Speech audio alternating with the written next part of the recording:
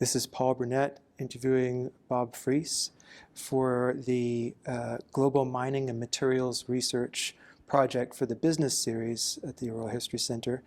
And we're talking today from the SME conference at the Convention Center in Denver, Colorado.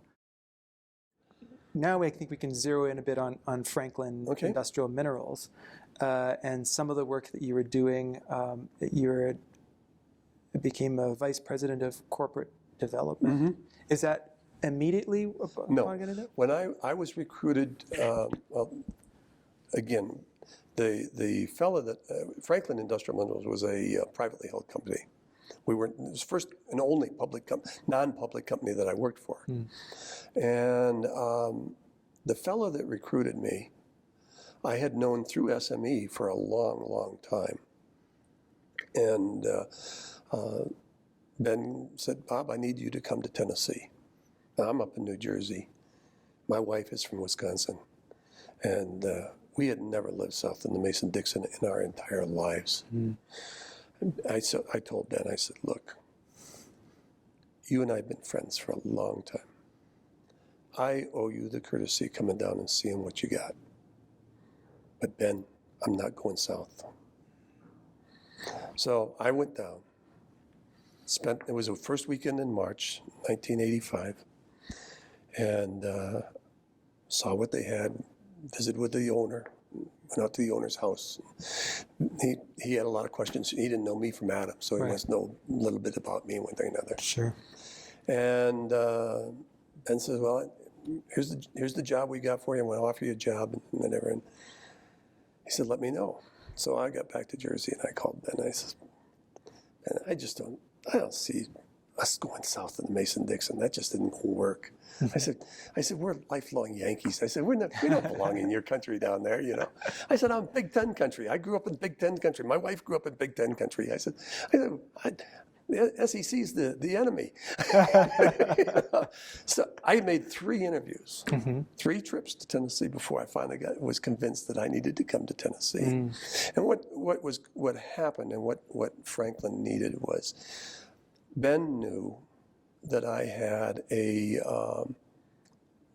strong operation and technical background. And this is where a little bit SME comes into play. I've been a member of SME since 1973. And one of the things that happened when I joined SME, I was asked to give a paper at a couple of sessions. And as things worked out, I ended up giving 1 or 2 papers every year. I didn't do them in 2 papers at the same session, but at one point, SME used to have 2 meetings a year. So I would give papers at the meetings. And because of what I was doing, they were taking on an increasingly market focus and less technical focus just by virtue of what I was doing and the kinds of papers I was presenting. I knew Ben through it. He sat through almost every one of my papers that I gave as we were going along with this. So through the networking contact, Ben knew that I was going to school, getting my MBA. He knew that I was director of operations. He knew that I was getting more involved on the marketing side because we had 4 different product lines at Penn, Virginia, or at Limecrest, and one of them was an industrial products area. We had no salesman for that. So in the process of being director of operations, I picked up the sales responsibility for our industrial customers because nobody spoke industrial or technical. Right. So anyway, Ben knows all of this stuff, and it's why he had contacted me, because Franklin had a problem. They only had 2 plants at the time, 2, one in Texas and one in Tennessee. And he said, and this is really what sold me. He said, "Bob," he said, "I got to get you down here." He said, "I have to have somebody who can talk operations and talk sales, because our operating people and our salespeople are not talking to each other at all. There's war." He said, "I need somebody in to stop the war." Right. That can bring the 2 pieces together. So I took the job. Penn, Virginia was getting ready to promote me and move me to Philadelphia, which I really didn't want to go to Philadelphia. Not in those days then. Well, their offices were in the heart of downtown Philadelphia, and it was even more expensive to live there than where we lived in North Jersey, because we were rural. It was gorgeous. It was the prettiest location we've ever had. Near what town was it? Sparta. Sparta? And we were in Sussex County, which is the northernmost county. Where New Jersey comes to a point, we were in that county that comes up to the point. We were literally 15 miles from the Appalachian Trail. Most people don't know the Appalachian Trail actually goes through North Jersey. But we were 15 miles from the Appalachian Trail. It was totally rural where we were at. Fantastic. I mean, I lived 3 miles from the plant. I had 2 stop signs. Yes, so at downtown Philly, I could see would be I had no interest in going to downtown Philadelphia because, I mean, the reality was, what could I afford to buy for a home? Either it was going to be in the city or it was going to be in suburbs so far away I had an hour commute. Yeah. And I didn't want that. Right. So rather than come to Philadelphia and be part of the corporate Penn, Virginia, they wanted somebody to take over all of their lime and limestone operation, because they were in the lime business as well. They wanted somebody to kind of be the overseer of their whole lime and lime. It would have meant more money for me than I made going to Franklin, but it wasn't a job that I wanted. Yeah, and that's what matters. Yeah, I thought I would enjoy the work more with Franklin. Although I had trepidations, not only about going to Tennessee because it was a different culture, but also because I wasn't sure I really wanted to be in sales and marketing full time. That was going to be a whole new venue for me, from the standpoint of moving to Tennessee. It was difficult in the sense that we had 2 kids in college already, so that part wasn't so hard. But my oldest daughter was going into her senior year, so we had some questions about moving that, and the youngest son was going to be a sophomore. That worked out okay. I mean, it wasn't the best environment, but my wife had a really, really hard time making the adjustment because in 1985, Nashville was a different city than it is today. Yeah. There was definitely Yankees. Yeah. And we were definitely, and people my wife would get so mad. I mean, the shackles on the back of her neck would get and somebody call her a Yankee. Oh, you're the Yankees. That just, We moved into the community of Brentwood, which is about 15 miles south of downtown Nashville, 12, 15 miles. And it's essentially a professional community. Yeah. A little more upscale. But that's where we liked the schools there. We thought that would be the better schools. Wrong. But they're good schools now, but they weren't then. Right. But at any rate, so we moved in there. And we went to a party one night. It was kind of a neighborhood party. And we lived in a subdivision that had about 300 homes. And Brentwood has got 1 acre zoning. So we all had at least 1 acre of ground. So it was a pretty good sized subdivision when you get 300 homes. Yeah. But anyway, we go to this party, and we start meeting people. And I'm from Detroit. And this one over here they'd moved here from Cleveland. And our next door neighbor was from Alabama. But there were very few people from the South. Almost everybody we ran into was from the North, had been transplants like ourselves. And my wife asked this one, in fact, it was our host at the party, was a doctor. And she said, I don't understand. She said, why is everybody from the North? And he said, oh, Judy, he says, you haven't been here long enough to learn about Brentwood. She said, what about Brentwood? He said, it's a Yankee ghetto.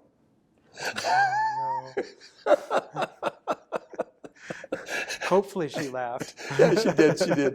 But Nashville is Nashville's a marvelous city. I love living in Nashville. Yeah. It's $1.2 million. We got professional sports. I'm a hockey fan. We're the first in the National Hockey League right now, Nashville Predators. It's Vanderbilt, right? Vanderbilt University. There's 16 colleges and universities in the greater metro area. Yeah. It's an educational center. I mean, I could go on like the Chamber of Commerce for Nashville because it's a neat place, right. And it's become a very, very cosmopolitan city, and it's not Yankee and Old South kind of thing. It's really amalgamated. And it's happened because there's been a variety of industries that have come into, and we're the headquarters for Nissan North America. Right. Exactly. GM brought a big plant down there. We're the largest Saturn plant in the country is there.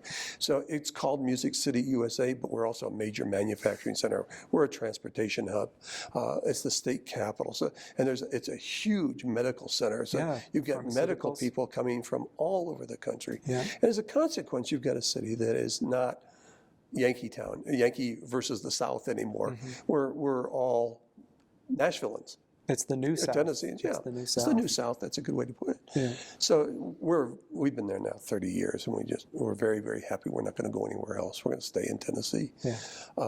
Although my wife would like to go back to Wisconsin. That's not going to happen. I don't want their winters. I can't handle the winters. But so anyway, we came down to Franklin, and Bennett asked me that he wanted me to do this kind of thing, and it didn't take very long. They just didn't know how to talk to each other. They didn't understand each other. But even though I was from the north, one of the odd things that had happened was having gone to Rutgers, because they all knew my back. They've learned, and when I say they all, I'm talking about the plant managers and the salespeople predominantly. They thought Rutgers was an Ivy League school, so I must be pretty smart because I went to Rutgers. Honest to goodness. It's a great school. It's a great school, but it's not an Ivy League school. But anyway, so I had some credibility walking in the door, because I could walk through the plant and I knew what the equipment was. I knew what it was used for. I didn't have much sales experience. I had to learn a lot on that side of it, but I had pretty good people skills. I mean, I'm a people person. Yeah, it seems like that's the kind of management style that you have. You're a broker. You like to bring people together. Yeah, and we used a term, and we learned it in B school at Rutgers, as a gatekeeper, and I ended up kind of being a gatekeeper, if you will, in terms of making connections. The great thing about SME, I mean, has been networking. Yeah. And I had a host of network of people that I could bring to bear. If we had some issues with some dryers in one of the plants, and I had a guy who's just a phenomenal guy in pyro processing, and I had Jeff come in and do some work for us, and plant manager said, "Wow," he said, "I don't know where you found him, but he is really good." You know, but that builds your credibility in the process as you go with it. So at any rate, we begin to get things running and going the way they're supposed to go, one thing or another, and our owner wants to grow the company. And he says, "Well, Bob," he says, "you know a lot of people out there. What should we be doing, or where do we go?" And so I began working directly with the president of the company. The president was different than the owner. The president was my boss. And he knew a lot of the companies I knew out there, but he wasn't an aggressive. He was a very, very good manager, but he was not an aggressive acquisition person. And I'd been involved with acquisitions with Trevaux. I'd been involved with Penn, Virginia. And we began to look at acquisition. We specifically targeted some companies. And the owner was a very astute businessman, and he could play real hardball when it came to negotiations and stuff like that. And I didn't have to do that because that's a private company. He's doing the negotiations. But I did a lot of the liaison, the communications, the connections, bringing people to the table, doing the due diligence on both the technical side as well as the sales. So I would be looking at their marketing, and I'd also be looking at their geologic reports. So we're doing that, and we grew Franklin from 2 plants. Actually, there was 1.5 because one was halfway up and got going, and we got it up to full speed. We grew it from two plants that were doing construction aggregates, which was our byproduct, and ground calcium carbonate, to the point that we had 11 plants. At one point, we sold off some of them along the way, but we had 11 plants, and had grown our portfolio to 9 different products. And I can't take full credit for that. It was a team effort. We did it all the way together.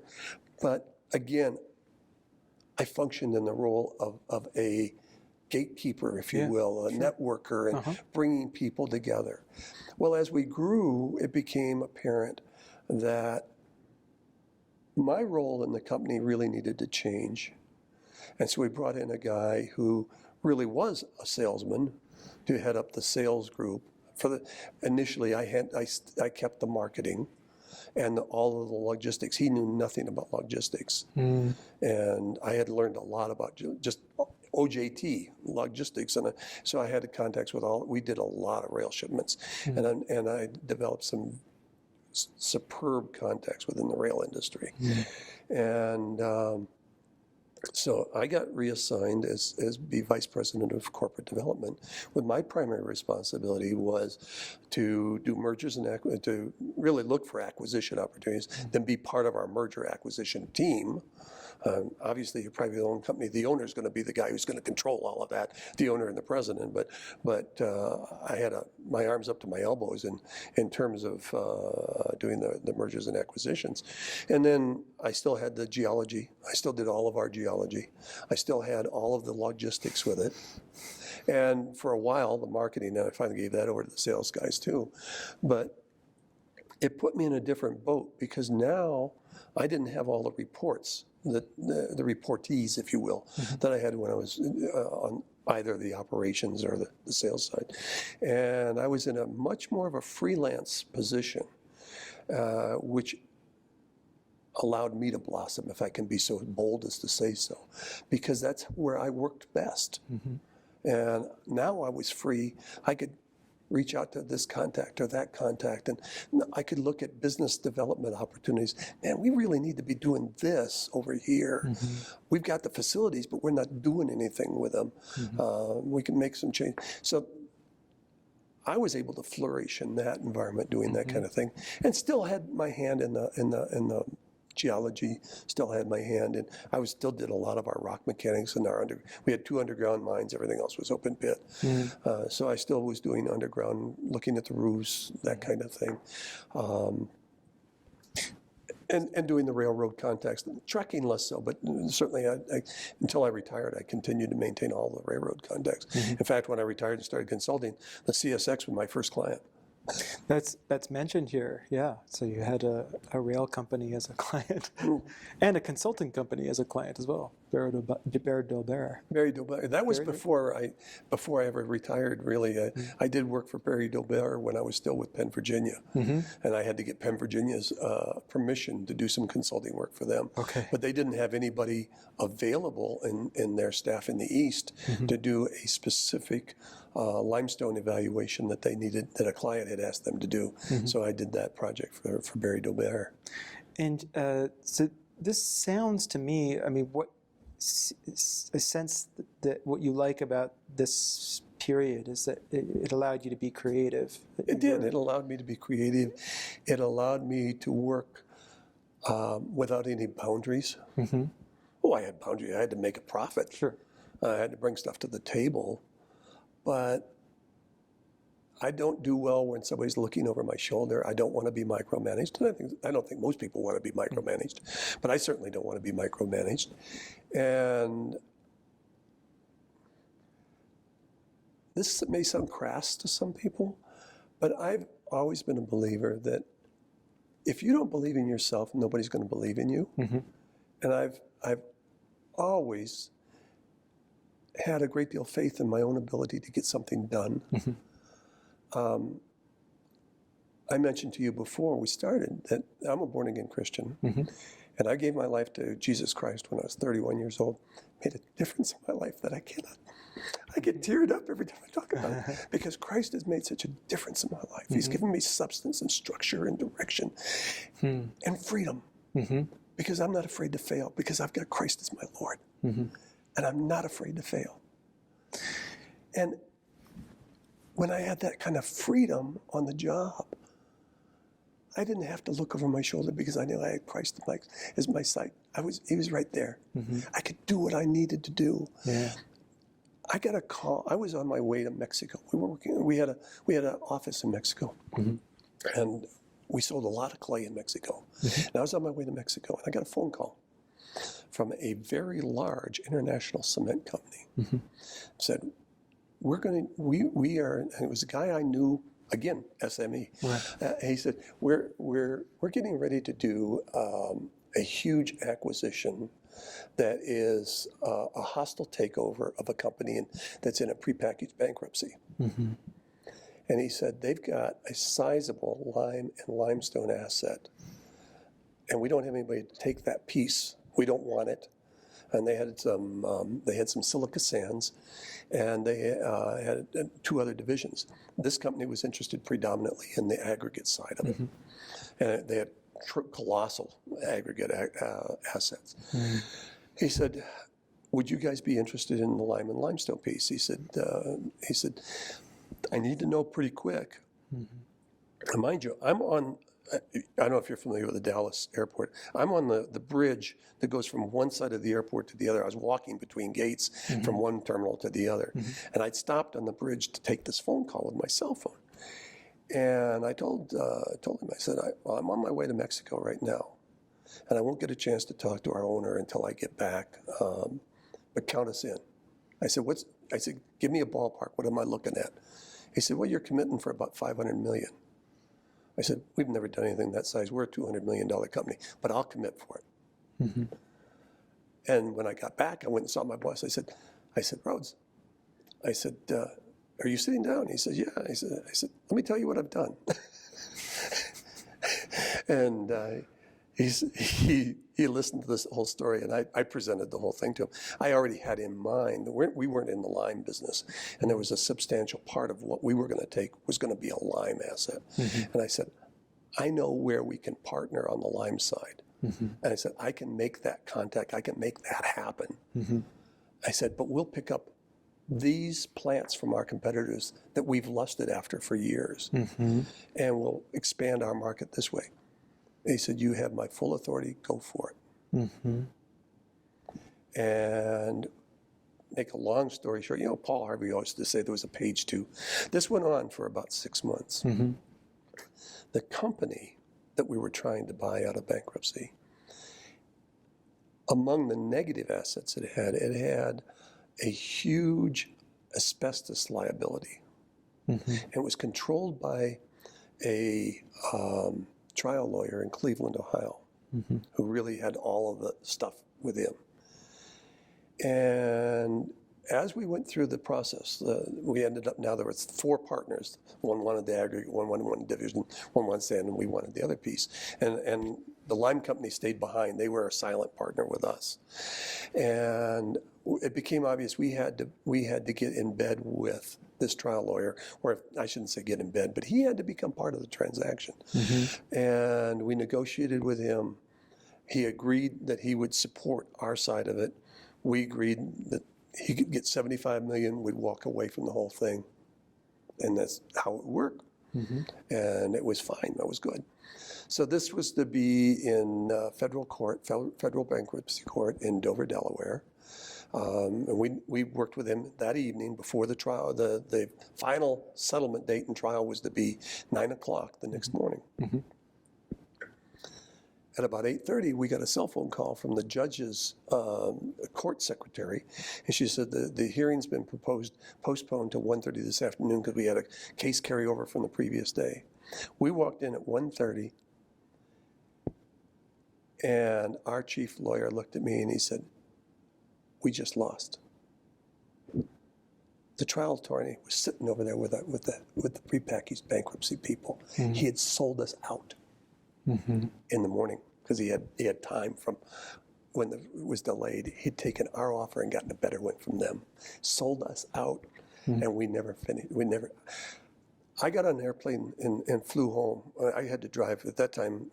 Nashville's a Southwest hub, and we didn't have service to Philadelphia, so I drove from Dover to Baltimore. I was absolutely hollow. I didn't have anything left in me. I was emotionally drained. I had committed so much effort. And all of us, we all felt the same way, every one of the partners. But it was devastating as far as I was concerned. Right? We'd gotten this far, and it all fell apart because of a trial lawyer at the 11th hour. But all of that is to say, it gives you an example of the freedom that I was able to experience on the job. I was given total autonomy. All I had to do was keep him informed. Keep our own informed. And I would write really detailed reports of what we were doing. But that kind of autonomy. Yeah. I loved having the freedom that he had that much confidence in me that I could do that. Yeah. Yeah. Well, it sounds like an ideal situation. And many accomplished people talk about the key piece being the freedom to fail, the freedom to succeed, but having that freedom nonetheless to explore and take chances. And that's what makes the work exciting. Oh, yeah. And fulfilling. Yeah. You know? So that's interesting. So that and he trusted you, and in the end, it all worked out. It was a project that didn't work out. It was a project that didn't work out. Right. But we, as a company, we continued to survive. We continued to grow, and unfortunately, that was 2004. 2006, the guy who was president of the company was at that time 11 years older than I was. Said, I need to get out. I want to get out. Well, our owner was only 4 years younger than he was, and he said, and he had family, but there was no succession plan because none of his kids were qualified to take the company. He said, we're going to sell the company then. And he said, it's probably time we need to sell the company. There were 3 vice presidents of the company: the vice president of operations, vice president of sales and marketing, and myself as corporate development. He called us in, told us what it was, what they were going to do, and he said, I need all 3 of you guys to buy in. And he said, I will write up a contract for all 3 of you, and you're to stay 6 months through after the acquisition, whoever it is that we end up with. And he said, you will be paid to take care of assist us with they used one of these firms that handles divestitures. Right. But so we had a commercial firm doing that. But we needed to be there to help with the due diligence that the potential buyers were doing. We helped put together the list of potential buyers, potential candidates. We worked with the divestiture firm. And then we assisted with the transition to the new company. The other 2 stayed with the new company. I walked out 6 months to the day. I had no interest in working with this company.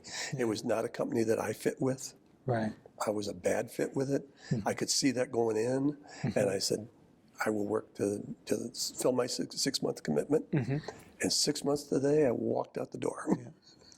So it felt like the culture was different? A totally different culture. Yeah. It was a foreign company that bought us. Their management philosophy was totally counter to mine. The way they dealt with people was totally different than what I expected a company to do. My employer is going to deal with people fairly, and they're going to do it this way, and totally above board, totally ethically. Yeah. The company was not dishonest. It didn't treat people dishonestly. But you were a number on a payroll slip. Yeah. I didn't want to be a number on a payroll slip. And I want to be loyal. I want to have a sense of ownership. Even if I never owned any of Franklin, but I had a sense of ownership. Yeah. Over the work.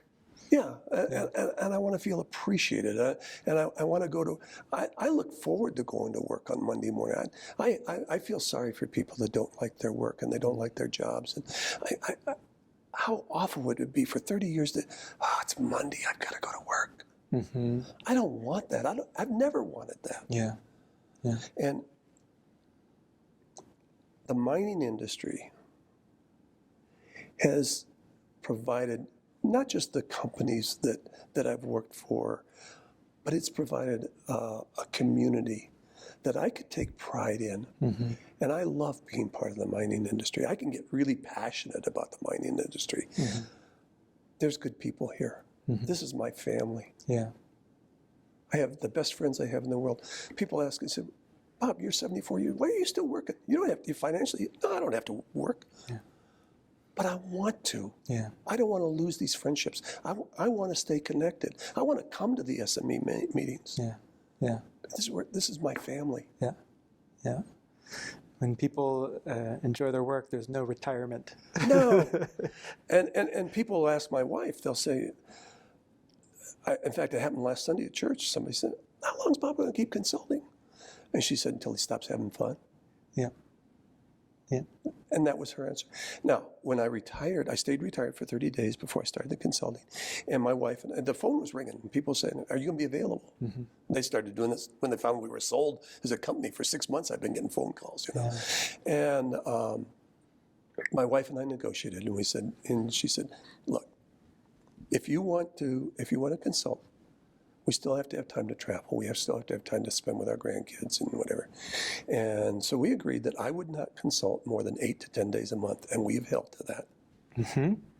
My wife and I have been married 52 years. It's a partnership based upon respect and love and a mutual willingness to compromise and agree on things, and we'll hold to it. Yeah. Yeah. What's your wife's name? Judy. Judy. Or Judith. She said, if you're Robert, I'm Judith. So I said, well, I'm Bob, so you're Judy. Well, we want her name for the record. Yeah. It's important. Yeah. It's one of the things, because these are demanding jobs, and you had a tremendous commitment to whatever job you were doing. And that commitment carried over. It didn't make any difference, Paul, whether that commitment was to Franklin Industrial Minerals or DeVoe or Penn, Virginia. That commitment was to SME and AIME, because we have to give back. Yeah. If you don't have people that are willing to give back within the organization, if this organization is willing to vest in me the responsibility of the president of SME or the president of AIME or even AIME's overall corporate thing, UEF, the United Engineering Foundation, which I was also president of, if they're willing to vest that responsibility in me or even now be on the board of trustees of the foundation, then by golly, I'm not going to let them down. I'm going to give back to the best of my ability to whatever organization we've got. Now, I teach adult Bible study. I've taught adult Bible study for 30, 40 years, something like that. I've got a Sunday school class adult Sunday school class that I teach, and there's a good-sized class that I teach every Sunday morning in church. And I've told people, don't count on me being here Saturday night, or I won't be at a Saturday meeting, because I'm going to teach my Sunday school class, my Bible class, and then I'll catch the afternoon flight. I got here at 5 o'clock yesterday, because as soon as church was over and Sunday school was over, then I went to the airport and caught the afternoon flight, because I'll be back next Sunday to teach them. So what I'm saying is that you make the commitment in life to whatever responsibility you take. It doesn't have to be your job, but it's whatever you're going to do. My wife and I both have gone on mission trips and been on the mission field. Where did you go? I've gone to, my wife and I together have gone to Chile and Honduras, and then I went with my oldest son. He's chairman of missions as a layperson for a church in Atlanta. And I've gone with him to Nicaragua, and then 2 years ago I was in Kenya. And we'll be going this year again, whether it's still a little up in the air whether we're going to go to Ecuador or whether we're going to go back to Kenya. So, but the same thing again. I'm going to give back to my Lord. I'm going to give back to my church, because they've given to me. This organization has given to me. It's given me the networks, the contacts. I've had 2 job changes because of SME. They've given to me. I've taken a lot from this organization, as well as the research materials that I've gotten, and the technical data that I've gotten. But it's been a technical information exchange. I owe back for whatever I give. There's an accountability in life. And I get so frustrated with people that don't want to take any responsibility, or they don't want to I can understand somebody who doesn't have the innate intelligence and the brain power. I mean, we don't all have the same brain power. And I had a secretary once. She was just a sweet little girl. Unfortunately, she had lupus, and she's passed away. But she was a sweet little girl. And she used to refer to her, she wasn't the brightest little girl in the world, but she was reasonably intelligent. She did her job fine. And she used to say, "Oh, dumb me, I'm so stupid." And you'd hear those kind of comments. And one day I called her into my office and I said, I don't ever want to hear you use the word stupid again. I don't want to hear you refer to yourself as dumb. I don't want to hear yourself as stupid. I said, you're doing a wonderful job for me. You have all the intelligence you need to do this job well. Mm-hmm. There's nothing dumb about your behavior. Mm-hmm. And I said, you're my administrative assistant. She was actually my second one. I had a primary admin, I had two gals working for me. Yeah. And but I told her, I don't mean that as a self-effacing way, but it was something that really bothered me. Yeah. Because she had such horrible self-esteem. And there's no excuse for that. As a parent, you don't raise a child to have no self-esteem. Mm-hmm. You don't want to call a child stupid or dumb or whatever. Mm-hmm. Build them up. I coached youth athletic leagues, volunteer, basketball and baseball and stuff for 26 seasons. Mm-hmm. I loved the kids, and if I could instill in them a little bit of self-confidence, a better appreciation of sports, I would teach my kids fundamentals in baseball when I was coaching baseball for my kids, because I wanted them to understand and appreciate baseball with the same love that I have for baseball. I love baseball. I love hockey, but if they knew the fundamentals, they could appreciate the detail of the sport. Mm-hmm. And it helps grow young men and young women when they have a sense of team. Yep. And a sense of self-worth in the process. Mm-hmm. Mm-hmm. That's way off the topic where you asked me to Not at all. Not at all. I mean, to bring it back to everything that you've been talking about, there's the goal in this project is to talk about large socio-technical systems, right? What makes these systems function, mm-hmm. And how do they evolve and change over time?